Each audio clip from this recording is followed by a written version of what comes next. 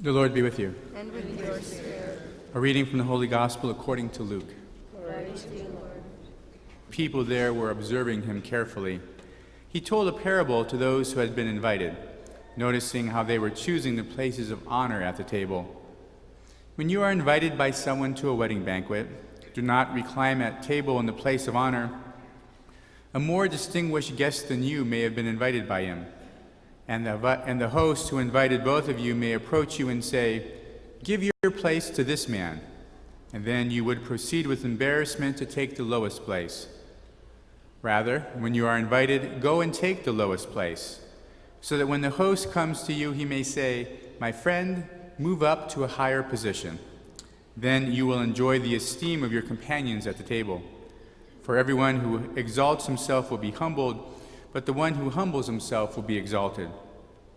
Then he said to the host who invited him, "When you hold a lunch or a dinner, do not invite your friends or your brothers or your relatives or your wealthy neighbors, in case they may invite you back and you have repayment. Rather, when you hold a banquet, invite the poor, the crippled, the lame, the blind. Blessed indeed will you be because of their inability to repay you, for you will be repaid at the resurrection of the righteous." The Gospel of the Lord.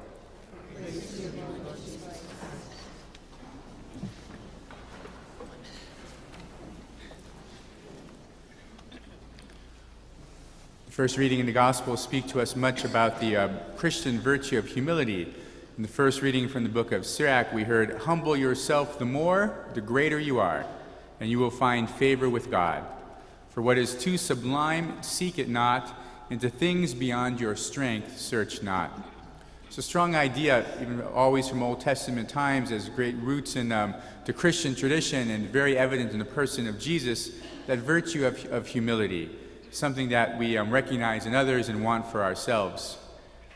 Humility, in some sense, at least as Jesus presents it in the gospel parable, tends to make comparisons.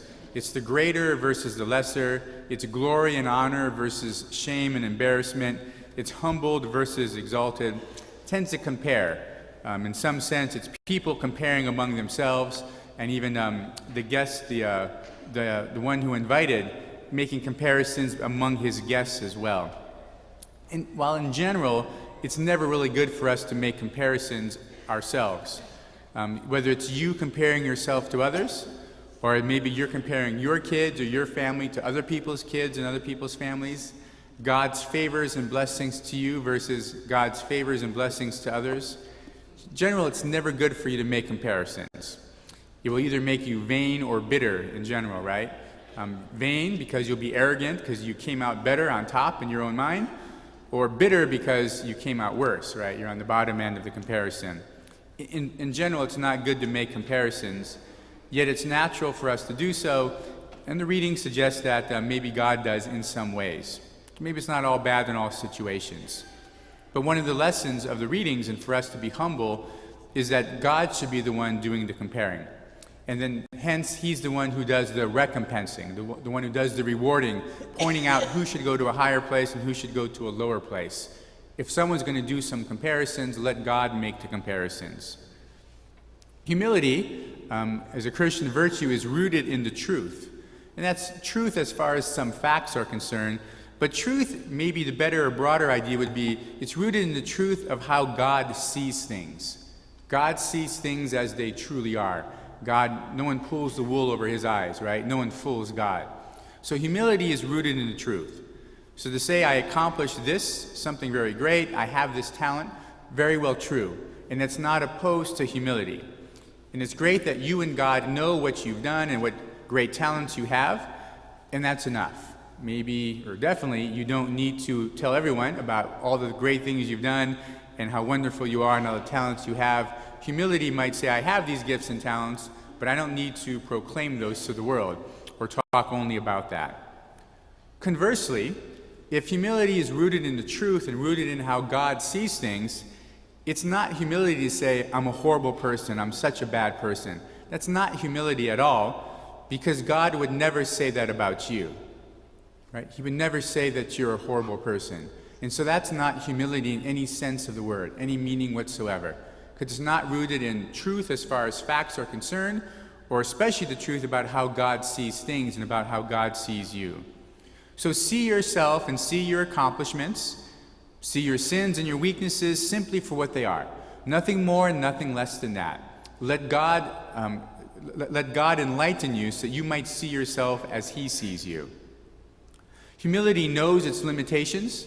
In the first reading from the book of Sirach, it says, "What is too sublime, seek not." The idea being, you can't understand this, so don't try. It's a little humbling for us to hear that, right? Because I want to know everything and I want to try to understand everything. And when someone tells me, don't try to understand that, I may end up doing the opposite. There are things, especially about how the world works in God's plans, and the questions we ask, why? Why did this happen and why did that happen? And we're never going to know. It's good to investigate the scientific and physical workings of the world, but as far as God's plans and ideas, we can ask, but at some point it's beyond us. And it's humbling to say, I don't know it all. I don't see things as God does. I don't know all His plans for the world, and that's okay. I don't need to because I'm limited in many ways. Humility knows its limitations. Humility is the opposite of pride, one of the 7 capital sins. And pride can take the form of wanting to be the center of attention, seeing yourself and others as you as better than other people. But in a sense, it's sometimes we seek to be noticed in places, and maybe as for being humble, it's letting other people take the center of attention, letting them be the life of the party and you fading into the background.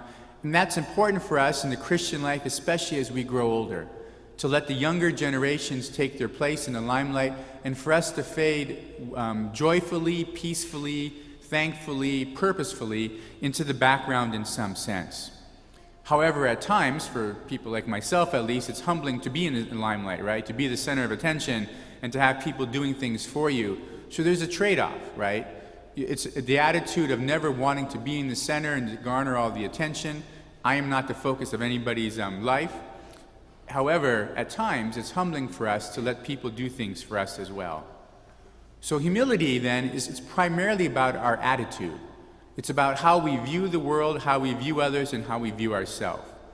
Do you really see yourself as better than others? Are you really better than anyone? And maybe your sins, in the end, keep you humble, realizing you're no more deserving of heaven than any other person, either sinner or criminal.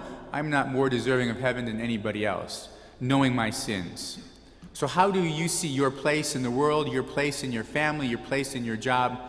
That is, do you really think that the world and your family and your coworkers exist to make you happy? Is it about pleasing you, entertaining you, and making you happy? Are you supposed to be the center of their lives? While humility is primarily about our attitude, I think our actions can influence our attitude. So if you put yourself at the loving service of others, that's going to make you humble. That will change your attitude for sure. So if you think you're too prideful, maybe all of us are in some ways at least, then your actions can change your attitude as you put yourself at the loving service of others. It's cleaning the bathroom, it's doing the dishes, washing the floor, and it's doing those things while everyone else is having fun, when it's not your turn to do it, when no one knows it was you who did it, and you're not going to say anything about it. And it's about doing that consistently. It's week in and week out, year after year, doing those kinds of deeds of loving service, doing simple things, putting yourself at the service of others, and not asking for any kind of reward or attention whatsoever. Those kinds of actions are guaranteed to change your attitude, to fight against pride and to bring up humility. In the eyes of God, I don't think any of us can be too humble. We should always be informed and looking at ourselves as God sees us. Humility is a great Christian virtue, and you know it when you see it in people, right? Maybe I think back to a recent example of Pope Francis. Remember when he was elected out on the balcony? Looked like a very humble guy, right? Overwhelmed. Didn't want to be the center of attention. Even as he's these past few months spoken in places, seems to have a very humble demeanor. And that's attractive, right? For the Christian religion and for our faith, that's very attractive. You know humility when you see it. Wouldn't it be wonderful if people saw that in you, if they recognized it, whether or not they said anything to you about it? It's pleasant to be around people who are humble, and that's something you can do when you put yourself at the loving service of your brothers and sisters.